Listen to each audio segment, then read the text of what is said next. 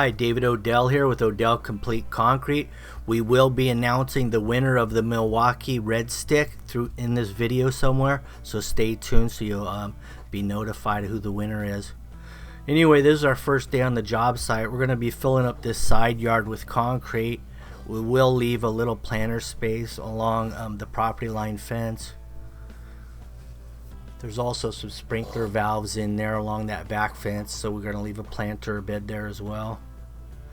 Now, in order to get in this backyard, the easiest way to get into it is to open up this side yard. So we're just going to cut these nails off. That way we can remove the entire panel. And it's about an 8-foot long or 6-foot long panel.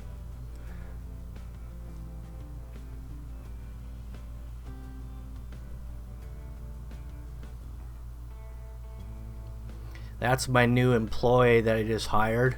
This is, I think, maybe a second job with us.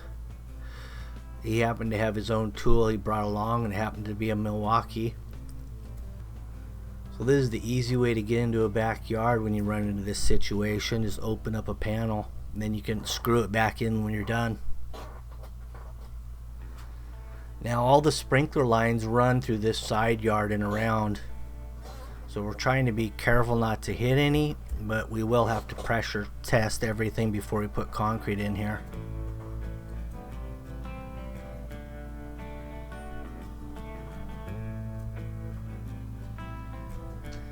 That wire there, I believe, is your sprinkler timer wire. It kind of goes along with the pipes all the way around the entire house and into the garage.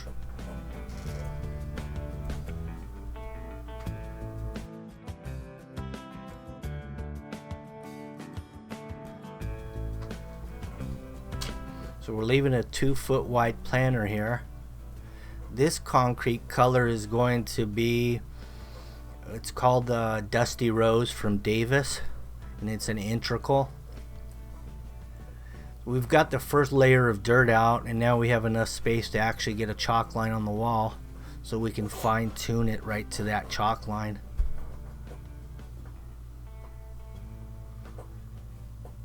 I've got this really thick string chalk line, makes a real nice bright line that you can't miss. Also, you see that downspout adapter that was cracked? I'm going to replace that too. Now there's the chalk line. Now all we have to do is go about 4 inches below that. Now I'm going to transfer over from the chalk line over to the far side with, I'm going to actually make it level, everything level on this job site, and I'm going to put drains in the middle area that will be depressed or lower than everything else. So all the water will drain into the drains rather than maybe on the neighbor's property or somewhere else. It'll just go into the drains. There's an existing drain line that runs under here somewhere that I haven't found yet, but I'm going to find it, and then I'm going to tap into it with some T's and bring up some new area drain locations.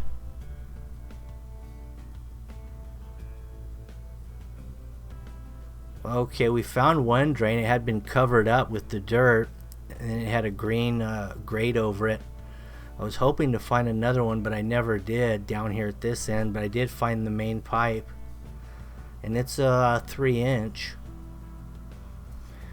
And what I'm going to do here, because they're pretty hard to tap into and get a T on there without having to dig back 10 feet, you know, one way or the other to slide a T on, so I do it a little bit differently. It makes it a lot easier, and I'm going to show you that in a minute, how you tap into these without having to you know, disturb the native soil very much. So I just cut out enough space to get the T in, just like that. And then what I'll do is I'll split this T in half, and then I'm going to clamp it around there with some tie wire doubled, and then after that I'm going to put some mortar around the entire fitting, and then it's ready to attach your upright. So you could cut it at the bottom and try to spread it, but that doesn't work, so we're gonna have to cut it all the way through and make 2 halves out of this T.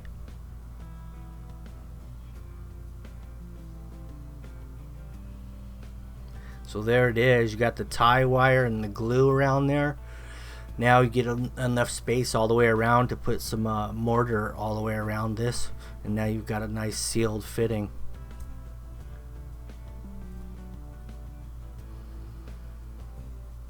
And there's the mortar that I packed in all the way around, and as I pushed it down, I looked down through the pipe and I could actually see the mortar squeeze up in the cracks, so we know that it's sealed off. See there? You can see it pushing up through that crack.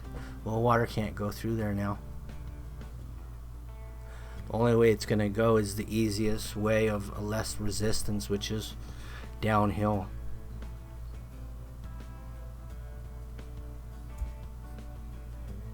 Now we're ready. This yard's a little oddball shaped. It's narrower at this end and it's wider at the other end.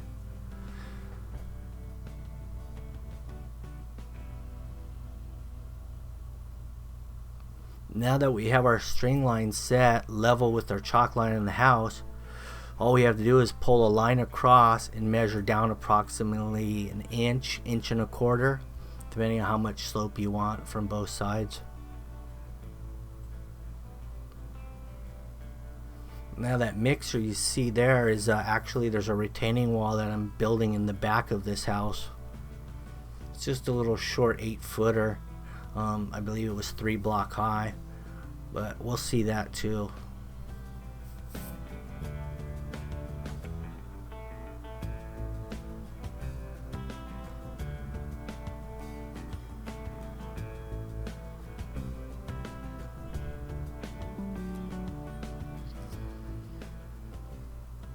So Timmy set up this side for him here. That's my son. My other son's here as well. And then we also have Edgar.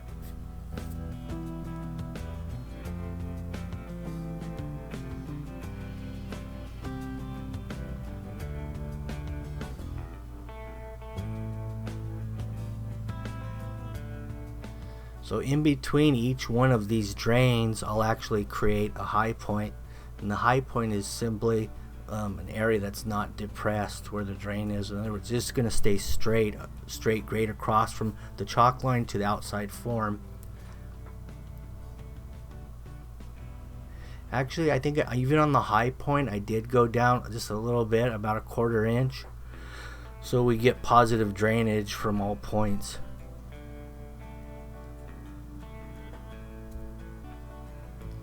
Here's your rebar layout, and I'm going about 18-inch to 2-foot centers, and it's 3/8 rebar.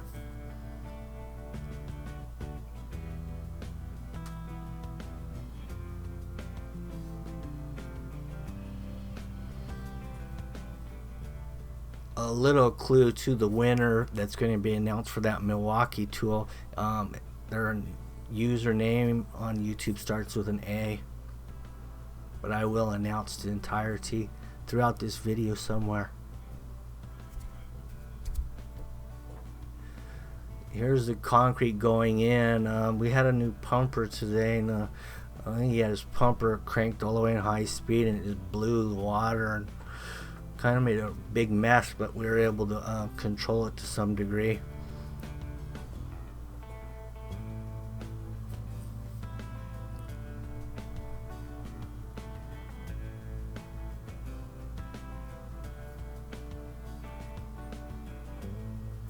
Now that screed board down the middle is crucial on this because it represents your valley, and that drains right to the drains. Those stakes that are holding it up are actually your high point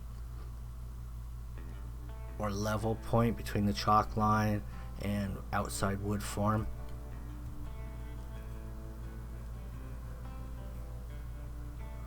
Now I didn't put a lot of slope in any given point. I kind of went with the minimal slope. That way it's not such, you can actually put tables and chairs on here without filling the slope. Is kind of my goal. So as I go through here, I will be using the 6-foot Milwaukee Redstick to double check the entire valley for drainage as I go through here on my sliders.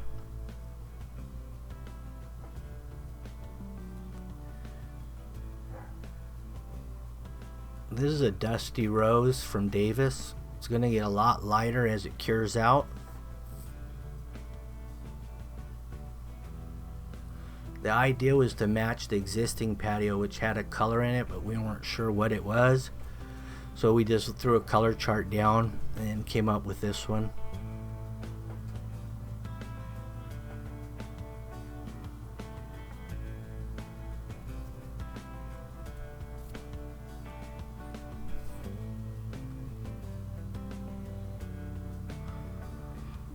We're going to put some wet control joints in this off of the drains. And also we'll put one at the high point. So there's that red stick. You can see how I'm using it. I actually had to get a bucket because we had a lot of excess concrete on this particular side. The level wasn't set and flat. It was like kind of like teeter-tottering. In other words, we had a low point along the house, high point in the middle, and then we had the valley. So I had to basically re-rod it in a sense. And I pulled out a good half a bucket out of there, which came in handy because then we had excess concrete to put in other areas that we actually needed it.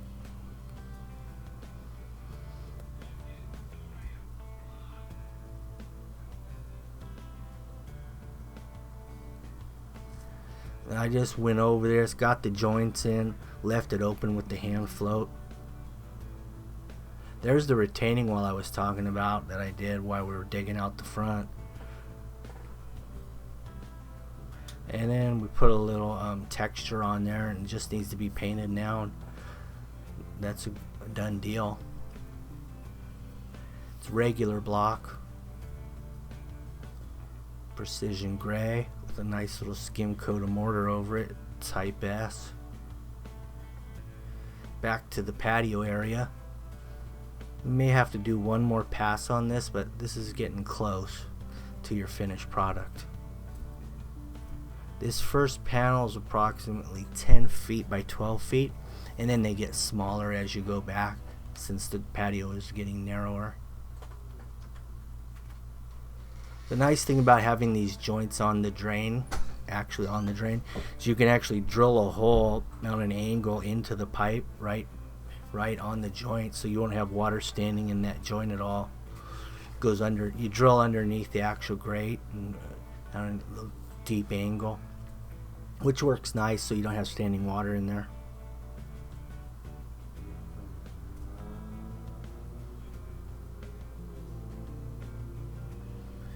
And as you can see, we had to broom that in two separate sections because of the shading. Now here it is. You can see the mess that the pump made here, how it blew water everywhere all over that stucco.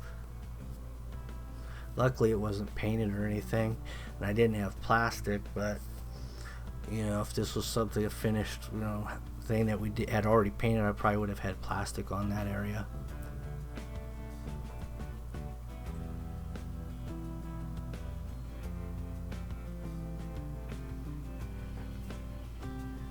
See that I just used the coupling to create the new downspout adapter. That works pretty good.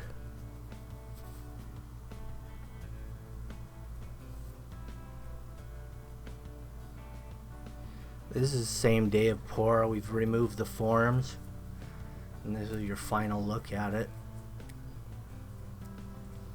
Eventually what's going to happen here is this large window over here on the side of the house is going to get opened up into a double door, French doors or slider, and then they'll have access out the side of this house for patio area as well. There's the window that'll be converted into a slider. Oh, by the way, the winner happens to be Arkansas 13 on the red stick. Arkansas 13 is the lucky winner. He's going to be getting the red stick mailed to him wherever he lives, directly from Milwaukee. Don't forget, Arkansas 13, do send me your email for your address and info. You can email through my website, or you can look in the description and see our OdellCompleteConcrete at Gmail. Either way. Thanks for watching. Have a nice day. Congratulations to Arkansas 13.